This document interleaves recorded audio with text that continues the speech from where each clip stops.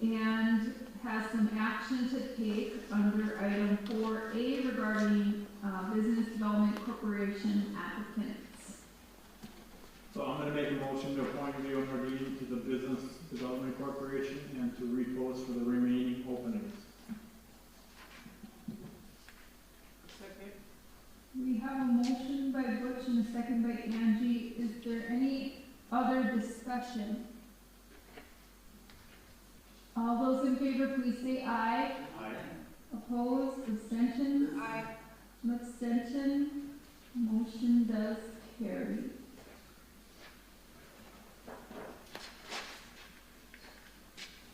Under item 4B, the council could entertain consideration of the Boys and Girls Club Safety Committee applicants.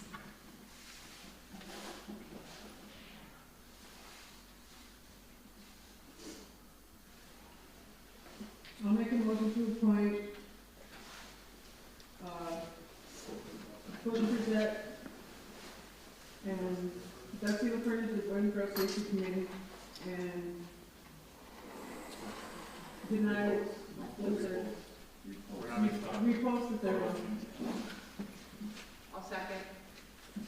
We have a motion by Angie to appoint Butch Brissette and Dusty Lafernier to the Safety Committee. A second by Laura. Any other discussion? All those in favor, please say aye. Opposed, abstentions? One abstention. Motion does carry. We had an additional item in the executive session discussion today as requested regarding the EPA Tribal Reserved Rights Rule regarding a Michigan water quality standards discussion for consideration via resolution. I'll make a motion to authorize our tribal chair to sign the Michigan Reserve Treaty Rights Assertion Letter to EPA and the conforming resolution. Which I give the number in this? Not yet. We have a motion by Butch. Second. Second by Misty. Is there any other discussion? All those in favor, please say aye. Aye. Opposed, abstentions, motion does carry. We need a resolution number, please. 11-3-25-8. You got as a conforming resolution. Got it. That is all the action from executive session discussed earlier. We will move on to new business and community comments if anyone has any. I only see staff in the room. Just for clarification, for the extension, I didn't catch that one. Butch.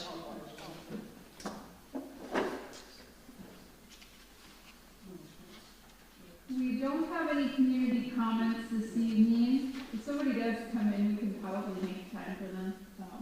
If they did and we were not on that item, I would be willing. Let's move to item 9, minutes from October 6th, 16th, 20th, 23rd, 27th, and 28th. The council had a busy month in October. I make a motion to approve all. With corrections. Yes, with corrections. A motion by David. Is it a second? Second. With corrections if needed. Any other discussion? All those in favor, please say aye. Aye. Opposed, abstentions, motion carries. We'll move to item 10, the treasurer's balance sheet for September 2025. Treasurer Gordon? Good evening, council. You'll see in your packet that I created the balance sheet for the month ending in September. Just to let you all know, the operating checking account is in the red. And just to remind you guys, that is due to, that is what everybody actually owes the tribe back, whether it be the casino, fish company, Buffalo Bay store, you know, just checks that haven't been cashed and stuff like that. It does fluctuate quite a bit month by month. sure if there's any other questions that you have for me.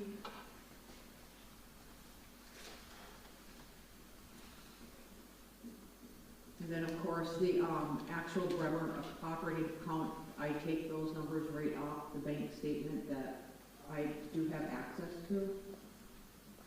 So that was in that green little box.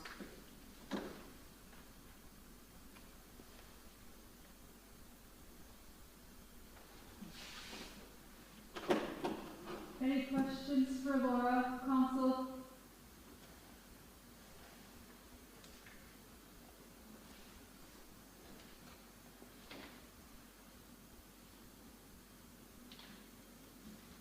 We need action. I'll make a motion to approve the balance sheet.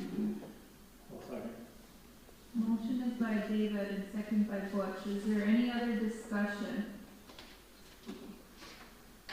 All those in favor, please say aye. Aye. Opposed, abstentions? Aye. One abstention from Laura. Motion does carry. Meet which council? Item 11, what all of our staff are here for. Mark Guy is coming along, but okay, we got entourage. Council of this evening will be considering the commercial fishing licenses for the 2026 commercial fishing season. As you can see on your notes, the Mark Duffy, our senior warden, has provided the list and a stack of attachments, and we will need consideration for big boat and small boat licenses. So, Does that include the trap boat? Yes, there's a wait list plus one track map that meets requirements. I did can you provide, talk clearly into the microphone, because the people who are listening like to make sure they can hear, and we want to make sure it's a good record. Thanks. so, yes, it does include the big boat licensees, small boat licensees that applied. Most of them are continuing from last year's licenses, and then we have some waiting lists on there for those who be waiting for a big boat license. And there is a option for track matters on there, because you only get your license once a year. So people apply for a license for track matters, hopefully be given the 6 months extension to get their year before their track mat license are activated.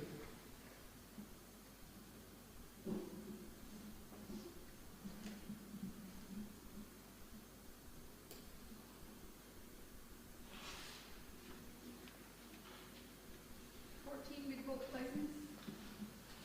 14 big boat license, 4 for Michigan, 10 for Wisconsin.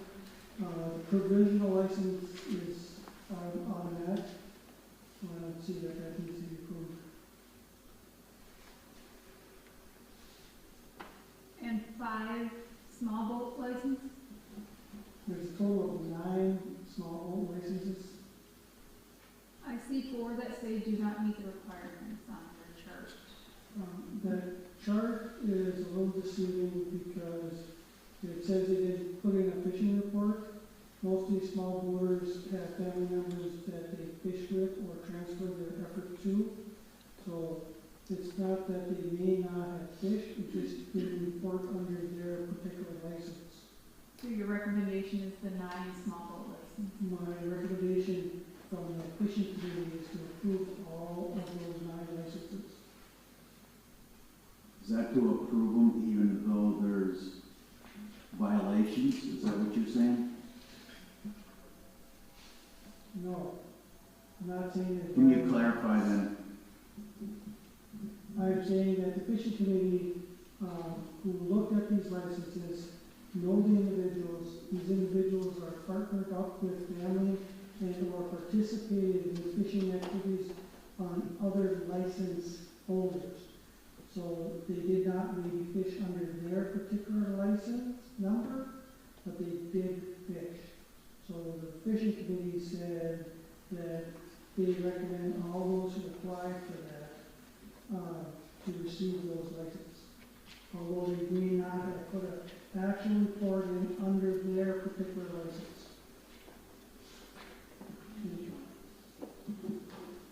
So under the Chapter 7 code, doesn't it require for each fisherman to do their license for that or not? I can offer some clarity on that. So, Red Cliff Code Laws, Chapter 7, was currently changed March 20th to include a new definition for what it means to actively fish from a small boater. You used to only have to fish 1 day, but now they have to fish 5 days in order to be considered active fishing. And along with that, another amendment to Chapter 7 was made. If they fail to actively fish in the current year, they're ineligible for license the following year. But the Fish Committee had a lot of discussion on that. Because those code changes came through March 20th, they didn't think it was fair to hold everybody accountable for that, since business as usual before March 20th was small boaters would transfer effort and tags ready to start the fishing season. And like Mark said, that could mean they're on the boat fishing, but it can also mean they're not too. Part of my question is too, so if there's a Chapter 7 code that is in place, the fishing committee feels they can override that, is how I hear that? Not that they feel they can override it, and this is just a recommendation from them, but the change did come through mid-fishing season. So say somebody before March 20th, when that new code happened, a small boater was able to transfer the license. That was permissible by code, or their tagging effort, and many of them did that. After March 20th, it was no longer allowed for small boaters to transfer. So the small boaters that already did the transfer prior to March 20th, they were following the code at the time. So next year they'll follow the code, but this year they don't have to because there's been a variance approved by the committee, right? That was the conversation, yeah, because this code change came through mid-season, it just makes it hard to practically implement it. But starting this next fishing year, it starts November 28th, yeah, everything's prepared to be fully tracked and implemented. So basically, all this was run through legal and there's nothing to worry about anyways, right? That part, the real understood legal. The aspect of what they did was perfectly legal at the time, transferring their effort. And once they transfer their effort, they cannot fish their effort. It's fished through the person who's transferred it to. So there's several of these that don't meet the requirements from last year of the new codes because they transferred their effort prior to the codes being requiring them to do their own fishing. So they met all the requirements at the time. Now with this new code that's been enacted this year and is fully enforced and going to be enforced for next year, they are no longer allowed to transfer their effort, so they will have to fish their own effort. Is that correct? But they couldn't do it last year because the law hadn't changed yet. And so, I mean, it's in council's discretion, as always, as to whether or not to grant license applications. But I gotta tell you, it sounds reasonable. You know, they didn't have an opportunity to actively fish it, and they didn't know that was going to be required. They'd already transferred it out. So I understand what you're saying as to whether or not that's okay with you. That's at your discretion. I just wanted to make sure that there's been positive communication because working as counsel and the liaison, I wanted to be clear on what the direction is by all of you, and I understand. Thanks. I do have one question. On your big boats, you have one that's pending. So are you looking at council to approve the pending one also?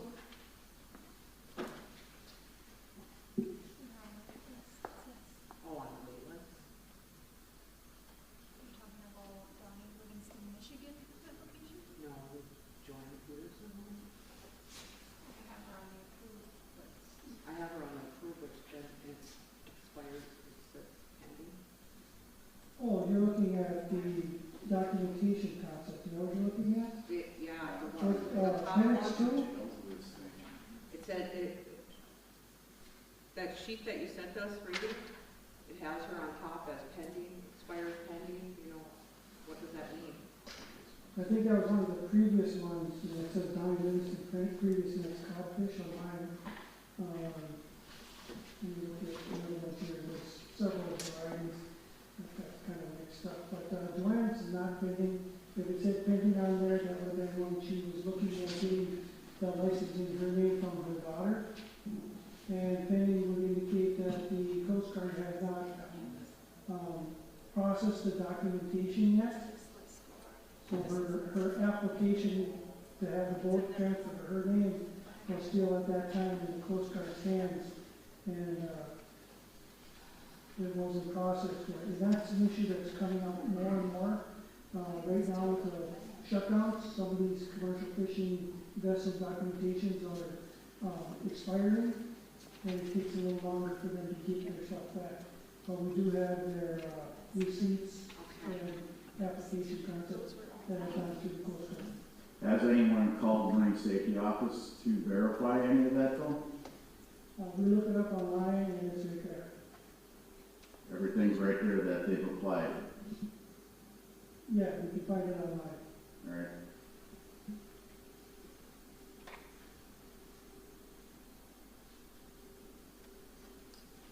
Can you tell us about the plans or discussion on the 4 waitlisted big boat applicants? I guess that is, maybe a loaded question, you don't have to have that answer or the plan, but I find it interesting to me to see that we have waitlist applicants and we have other fishermen who may not have done any reported effort in the last 24 and 25 reported period. They just fully transferred all of their fish out, and so maybe just for discussion, trying to understand, will there be an opportunity for those other, because we're not meeting all the quotas, so. I'll start and then you can jump in. Sure. So the wait list now is because of the new system out there, they're trying not to go with just transferring your license. Like if I sold my boat to Butch, my license could be transferred to Butch. That still can happen, but it's not necessarily has to happen. So if there's a wait list, it's who's next in line if a boat ever comes available, or our boat license comes available. So that's where we create this wait list.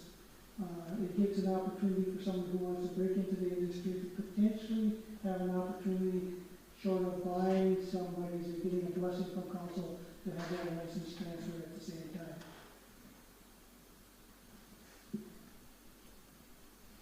And I can jump in to like speak to maybe like when an opportunity could open up. I mean, I guess at any time council doesn't want to approve one of the licenses recommended by the fish committee, that would be an opportunity that would open up. But also in Red Cliff Code of Law is if a big boat fisherman fails to actively fish, which means spend 15 days fishing in a season before July 15th.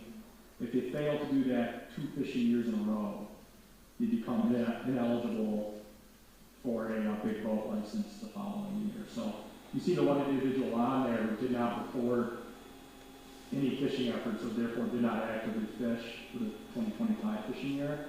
If they fail to actively fish for the 2026 fishing year, then per Chapter 7, that would open up a big boat opportunity. Do you want to speak? And it has nothing to do with quota, so we're not maxing the quota. There's still fish available. If the council wanted to approve these additional 4 people because the quota is not met, they could do that. I think that's council's discretion, but we would have to consider how quota is shared. Because right now, like the lake trout quota, for example, we have 9 big boat fishermen fishing islands, plus the small boaters that eyes cut that many ways. You have some people that do fish really hard, and with their limited quota, they find that it's economically difficult to carry that out year after year, whereas if some people don't really fish theirs, and they just sit on it. So I think you'd have to consider a different way to allocate the quota if you did want to make more fishing opportunities, and that could be something we could put information together on. I think the spectrum is huge. To see big boat fishermen with 25,000 pounds harvested and recorded, and another big boat fisherman with 1.1 million pounds reported, seems like the quota could be discussed as a area of what is the goal of how does it map out better so that if there are people on the wait list who want to fish, what are those opportunities? Yeah, there's lots of ways you can allocate a quota. We could absolutely put together something on that for discussion, but the way we currently do it among the big boaters is all equal allocation. And that's the way it's written in the Chapter 7 right now. Regardless if someone's fishing 25,000 pounds or 1.1 million pounds, they Yep. each get the same quota. Yep, and just to be clear too, that's net footage fish on that page. There's harvest information included later in the packet. That's just how much net they fish. Yeah, you're absolutely right. There are some license holders that fish really hard and some that don't. But the way we allocated fishing quota has just been even slices of the pie since I've been here. That's how it's written in Chapter 7, but there's other opportunities and In ways. Chapter 7, you can only have 10 big boat licenses in Wisconsin and 4 in Michigan. That's our own code.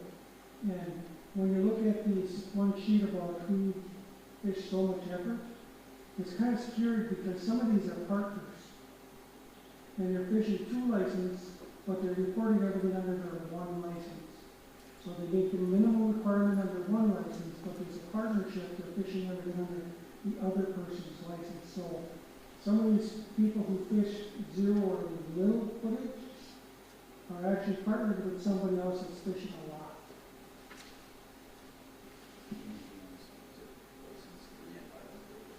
Hey Mark, how could you ever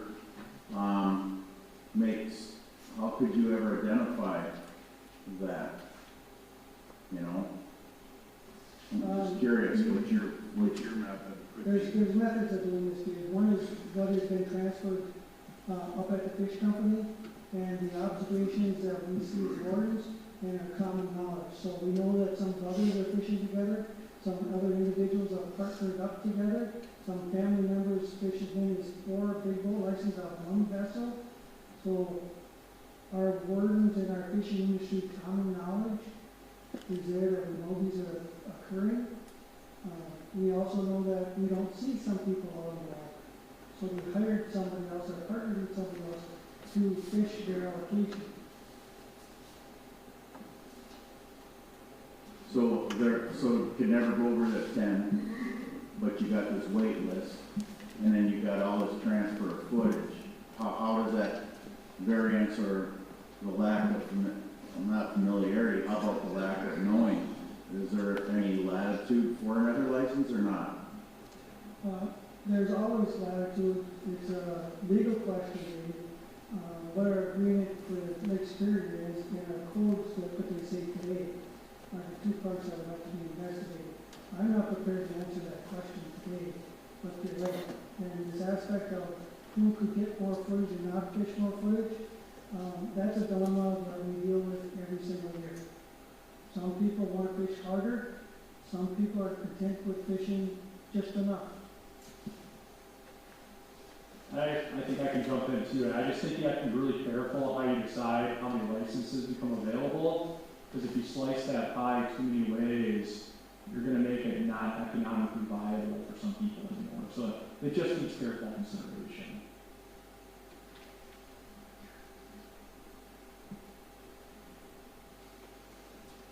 So the recommendation council that you see are for the 14 big boat license, 10 of which in Wisconsin, 4 in Michigan, and the small boat 9 licenses on that additional page. And then the checknet applications, there's no action on those, or are there action on that too? Action on that too? That they were They only get one opportunity to potentially get a trap net permit, and this is the time. So these are the people that Desire a traffic permit, all of those. And the stipulation on that, they need to meet the requirements before their permit is activated. For example, the very first person on there, he has a vessel, he has traffic, he fished traffic since last year, he would meet the requirements for that boat. The ones underneath that, today, don't necessarily meet that requirement because the boat may not be floating, or they don't own it yet. So what they've asked for the track matters are to give them a waiverance, which is in the codes, of 6 months to get the gear to meet the requirements to activate their track license. But they have to be issued one time a year when you guys issue it. And so we're capable of accepting all 10 of these if they were to get all their boats and their equipment and everything ready to be able to have them out on the lake.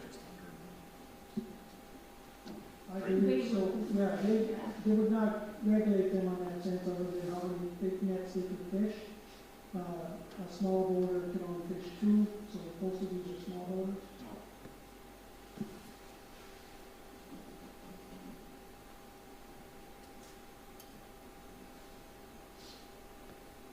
Any other questions for any members of the team at TNR?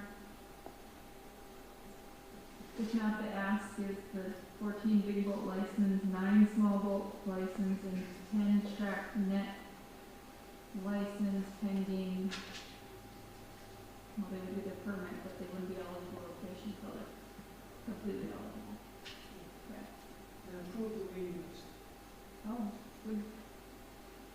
For Big For big boats. So if a big boat being available, they would be the first person to get a chance at it. or big boat. How are those? One- How are those identified? I see the 4 of them. One's kind of got a yes and then pending. So how do you? I'll let Ian put this together because this one's a little complicated. It's not that bad. Yeah, sorry for not putting that in memo. It's in the fish committee meeting minutes from October 21st we shared, but we do it by order of application. Okay. Second, if you'd like, I can read out the wait list for Michigan. Based on the order of application, the first person on the list would be Donnie Livingston, and the second person on the list would be Sean Hansen, and the third person on the list would be Tom Gary Jr. And for the Wisconsin wait list, it's a tie between Doug Hipsher and Sean Hansen Jr. For number 1, the applications were turned in same time. And then Tom Gary Jr. would be in second place. And the fish committee recommended that in Wisconsin, since it's a tie, whoever, if a Wisconsin license becomes available, you know, it could be kind of like I guess a race, if you will. Whoever comes up with the equipment first would be bumped to the top of the list. That's their recommendation. That's fish committee Not- recommendation. Council would be able to consider whatever. Thank you for providing all of the data and information to just help give a rounder picture. Remember when I came on council and I just got the list and had a gazillion questions, so. It's a lot of information. So Mark, can you handed this out to us right before we started the regular session. Can you tell us what these actually mean?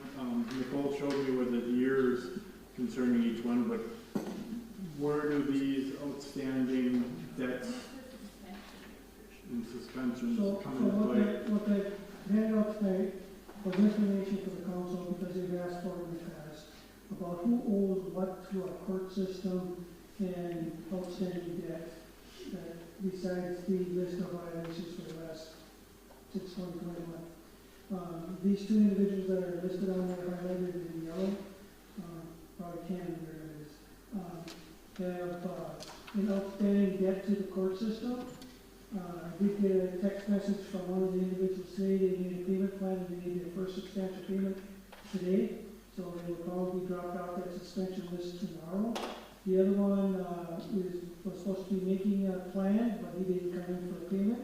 So he's on the suspended list. Now, once that is given to the wardens that they are suspended, then we would take actions if they were caught go out fishing, that we would cite them for fishing without a license, because their license is suspended for right now, and that's a court order.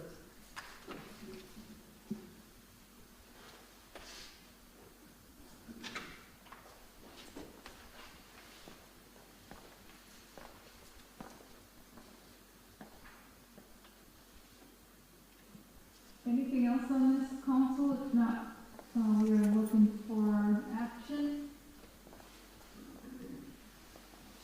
I think action as presented would be sufficient, because we're not changing any of the recommendations that are within this memo.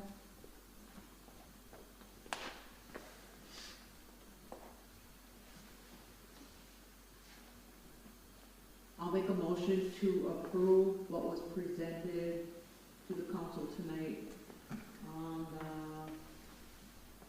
fishing license for 2026. I'll second. We have a motion by Laura and a second by Butch. Is there any other discussion?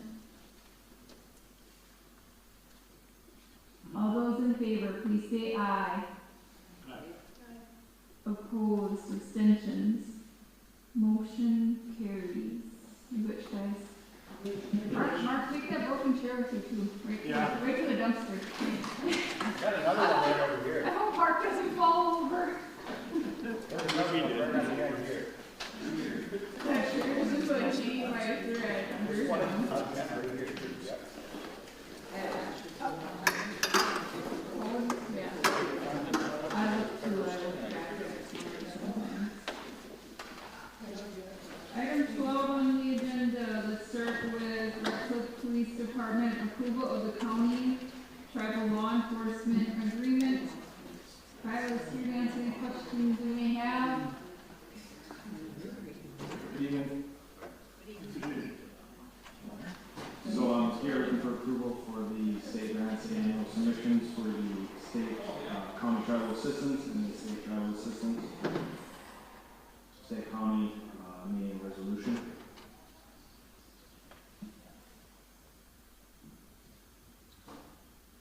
Let's take action, consider action first on the tribal law enforcement agreement.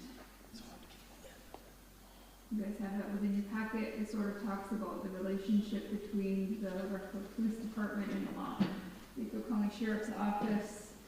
And within there, a little bit of discussion on cost share from one of the two grants that Kyle has following. In the joint program plan, did get approval from the county board October 28th. Did not provide a resolution.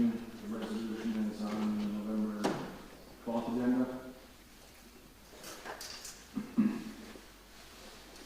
Any questions on the tribal law enforcement agreement? I'll make a motion to approve the tribal law enforcement agreement. Second.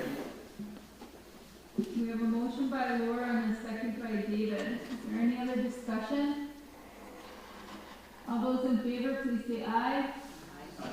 Opposed, abstentions, motion carries. We need resolution number 11-3-25 B as in boy. The next part of this request is for the County Tribal Assistance Grant for Wisconsin DOJ.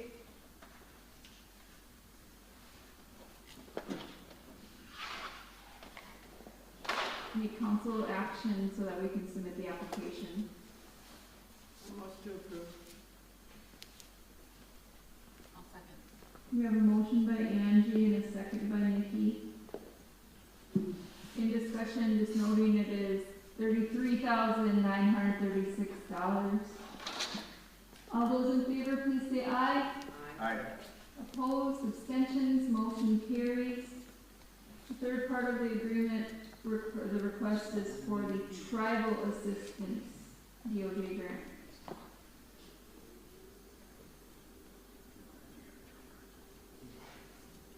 We need council approval to be able to apply. I make a motion to approve. Second. We have a motion by David, second discussion, that amount is $49,476. Any other discussion? All those in favor, please say aye. Opposed, abstentions, motion carries. Thanks, Kyle. Thank you, Kyle. Now we need some more money. In discussion. Hello, Wade. Next on our agenda, we have some service line agreements with Xcel Energy. We need council consideration.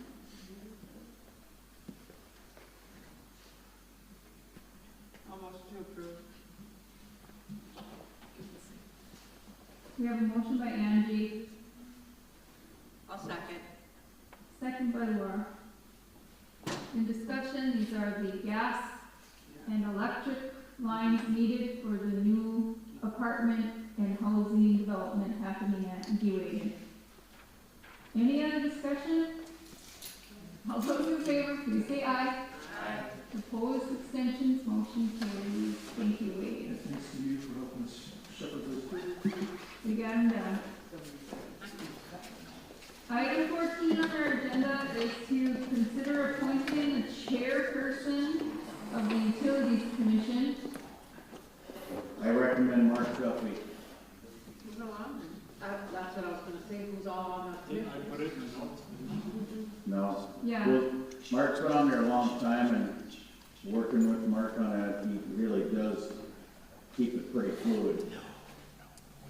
the members are Larry Bergen, Senior, Dan Sulier, Mark Duffy, John Gurno, and Peter DeMonco. And David, is that a motion? Yes, it is. That is a motion.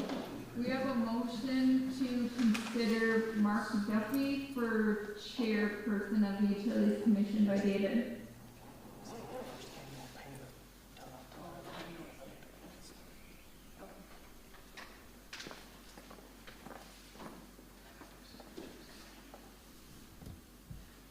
We have a motion and a second.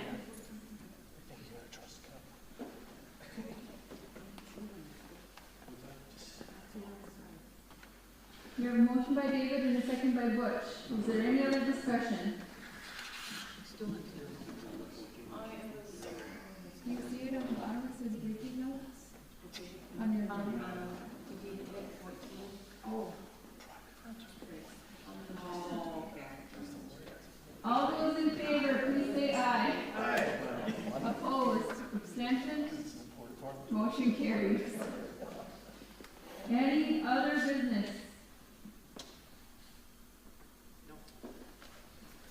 All right. Motion to adjourn. We have a motion by Laura to adjourn. Second. Second by Misty. Laura, all those in favor, yes. Meeting adjourned 5:10 p.m. Good.